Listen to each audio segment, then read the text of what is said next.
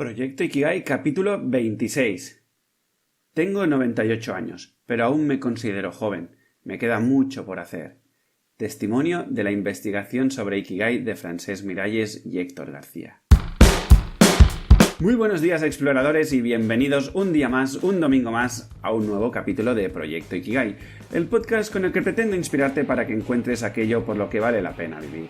¿Cómo lo haré? Pues acercándote reflexiones, proponiéndote ejercicios y entrevistando a personas para que poco a poco puedas avanzar en el camino hacia tu Ikigai. En definitiva, hablando sobre este concepto japonés que tanto promete. Me gustaría dedicar este capítulo a todos aquellos que estamos en plena búsqueda y encuentro de nuestro Ikigai. Es un camino fascinante, lleno de aventuras y de subidas y bajadas, como esas montañas rusas que tanto nos gustan montar cuando éramos pequeños y no tan pequeños. Y ahora ya sí, soy Javi Vidal, tu guía en este viaje explorador, y ya, sin más dilación, ¡empezamos! Aquellos que hayáis visto el título de este capítulo, la verdad es que quizá estáis preguntándoos, ostras, se está tirando piedras sobre su tejado. Me está diciendo que hay una gran mentira sobre Ikigai. ¿Cuál será esta gran mentira?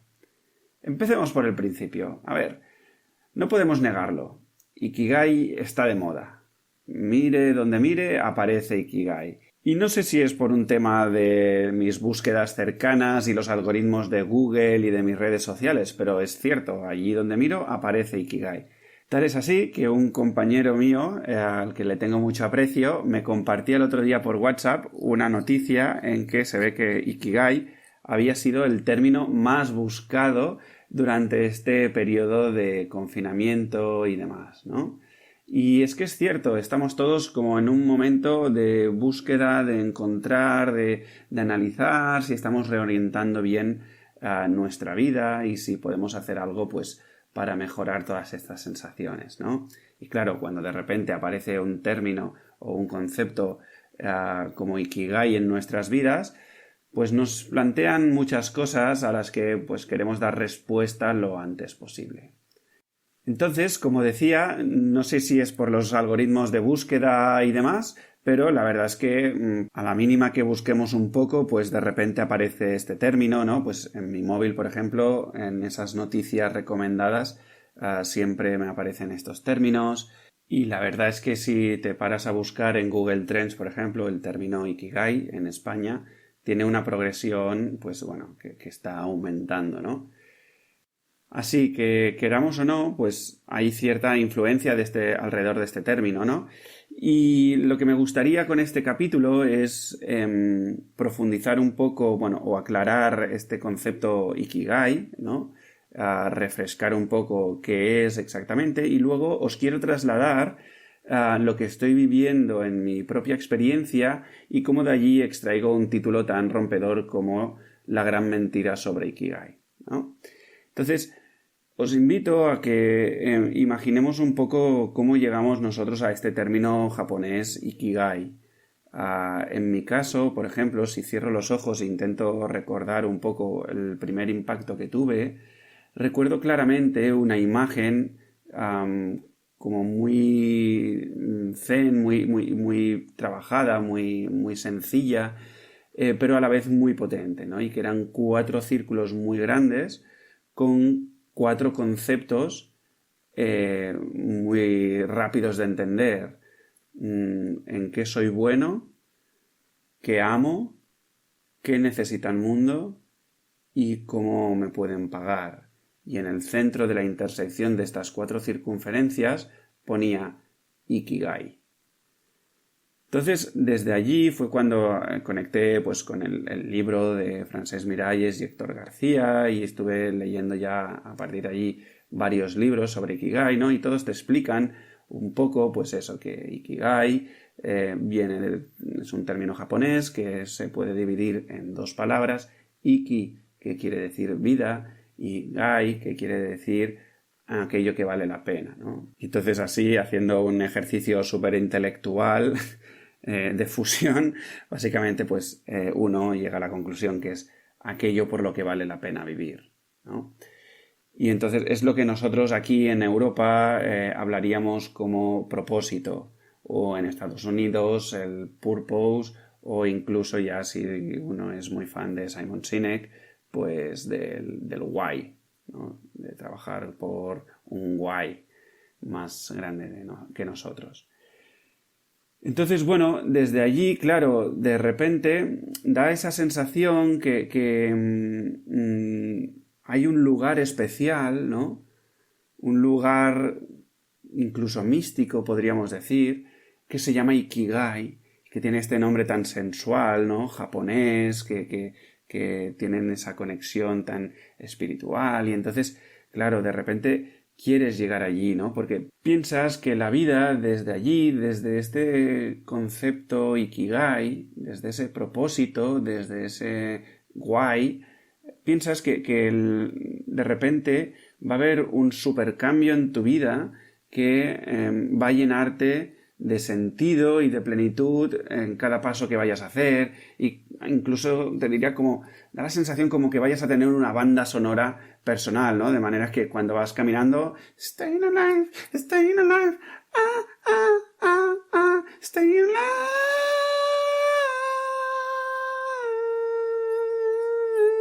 Y que todo es de color así ochentero, setentero, noventero y tal, ¿no? Entonces, lo que me gustaría explicarte aquí es que si nuestra mirada, nuestro foco está en este concepto, en este lugar donde todo será plenitud, donde todo será de color de rosa y de sabor, de chucherías y del país de la piruleta, ¿no? Que decían en Los Simpsons. Aquí es donde empieza el peligro y empieza la gran mentira sobre Ikigai. Y te lo voy a poner en mi propia experiencia. Da la casualidad que si tiro un poco atrás en mis años, creo que son ya hace 6 años quizá, 5 o 6 años más o menos, yo estaba trabajando en una empresa de robótica educativa, una empresa pequeñita, con mucha proyección de futuro. Y bueno, básicamente yo había estudiado telecomunicaciones y un máster en robótica y bueno, pues necesitaban a alguien que cubriese pues toda la parte más técnica para poder dar un mayor servicio a los clientes de esta empresa, ¿vale? La empresa tenía una pequeña tienda a pie de calle y hacía estas ventas tanto a público corriente como a escuelas. Y entonces había un súper gran potencial. Entonces, bueno, mi trabajo básicamente consistía en pues coger mis talentos tecnológicos y experimentar con productos nuevos, explicar todo esto a mis compañeros para que supiesen bien las bondades y las desgracias de cada producto para que pudiesen elaborar su discurso de venta. Y entonces, bueno, pues todo esto yo estaba allí con mis talentos a tope. Por lo tanto, yo estaba ya haciendo aquello, bueno, yo era bueno en eso, ¿no? Por lo tanto, ya tenía un circulito. Luego, yo amaba lo que hacía. ¿Por qué? Pues básicamente mi trabajo estaba jugar con robotitos, con Lego, con otras marcas, ¿no? Que básicamente, pues eso, era construir un robot, programarlo, ponerme a jugar, etcétera, etcétera. Por lo tanto, encantado de la vida. Por otro lado, era un planteamiento que el mundo necesitaba aquí, porque fue, bueno, básicamente hay un estudio, ¿no?, que dice que en los próximos años pues hay una demanda muy grande de todas las tecnologías y del concepto STEM, que básicamente es Science, Technology, Engineering, Mathematics and Arts. Y bueno, pues básicamente se descubrió, o digamos, a ver, no hay que ser muy inteligente para esto, pero se ve, ¿no?, que la robótica orientada hacia el juego y hacia los retos y todo esto potencia muchísimo todo esto de las STEMs entre los chavales jóvenes, ¿no? Porque de repente, sin darse cuenta, a través del juego van aprendiendo todas estas habilidades. Y por lo tanto, era un proyecto que el mundo necesitaba porque potenciaba todas estas cualidades en los chavales y además con el paso del tiempo se descubrió que aquellos chavales que estaban más desconectados y más desmotivados del mundo, o sea, del mundo académico, quiero decir, bueno, pues básicamente veían que de repente su motivación se multiplicaba y de repente de ser los últimos y a no hacer caso a los profesores, empezaban a querer ir al aula de robótica en medio del patio, ¿no? Cosas súper interesantes. Y finalmente, pues os puedo garantizar que a mí a final de mes pues me pagaban un salario. Más allá de si era más o menos, eso no importa ahora mismo, pero me pagaban y me daban un salario, ¿no? Por lo tanto, si os fijáis, frente a la teoría del círculo o de la imagen esta de Ikigai, ¿no? De repente yo me encontraba siendo bueno en algo, con un trabajo que amaba, con un trabajo que se necesitaba y me pagaban a final de mes. Por lo tanto, yo, de alguna manera, sobre el papel, estaba en plena intersección, en plena Ikigai, ¿no? Pero, un spoiler, yo no lo vivía así.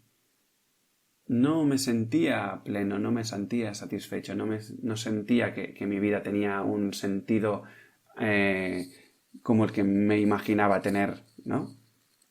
Y luego, con los años, hablando con diferentes personas, me he encontrado que hay muchas personas que están en esta situación, en la que teóricamente está todo orientado a que deberían estar sintiéndose plenos y satisfechos, y no es así.